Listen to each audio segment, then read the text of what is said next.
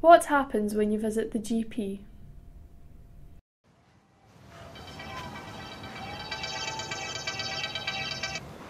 Hello? I'm good, Mum. Everything's fine. No, I've not registered with the doctor yet.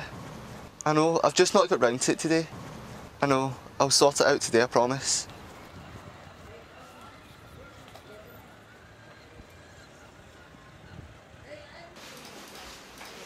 Hi there, how can I help? Hi, I'd like to register with the GP. Yeah, not a problem. Do you have any identification with you at No, all? I don't have to bring any. What to do is, if you can just fill that out for me, you'll be registered as of today once this is completed, but the next time you return to the surgery, if you just bring along with you some form of identification. Is that alright? Thank you very much. What happens when you visit the GP? Ask the expert.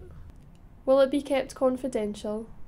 Confidentiality is often a big concern for young people, and they're concerned that someone might find out that they've been to see a doctor or what the reasons that they were there for.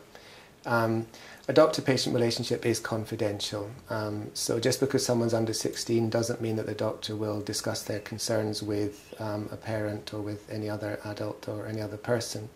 And the same duty relates to nurses and receptionists within the practice. There are some limits to that. If the doctor is concerned that the young person might be in an abusive relationship or be subject to child abuse, then that clearly they have a duty to share that. Parents don't have a right to access their children's information if the doctor deems that that young person understands what's going on. What can you speak to the GP about? A GP is there to deal with a lot of ordinary everyday health complaints, and also to help point the young person in the direction of other services if it's something that needs that. So I suppose the simple answer is that anything that's concerning the young person about their health, they can bring to their GP. What services are offered at GP practices? GP practices also offer nursing services, which includes vaccinations, and are able to help people access other nursing services like dressings and so on. There are also health visitors attached to the general practice, and usually they have access to other services in the community like physiotherapy and podiatry. Can you choose who you see? Young people can choose what doctor they want to see. Within a practice, most practices have got more than one GP that works there, and young people can choose which GP they want to see within that practice, and they don't have to see the same doctor as their parent or guardian. Top tips for visiting the GP? I think it's a great idea when someone comes with a friend for mutual support or with an adult. It can be difficult to talk to a doctor. You're aware that there's not that much time and you don't know them very well, and often they seem very busy, and that can make you a little bit tongue-tied or sometimes forget why you're there. It is useful to come prepared.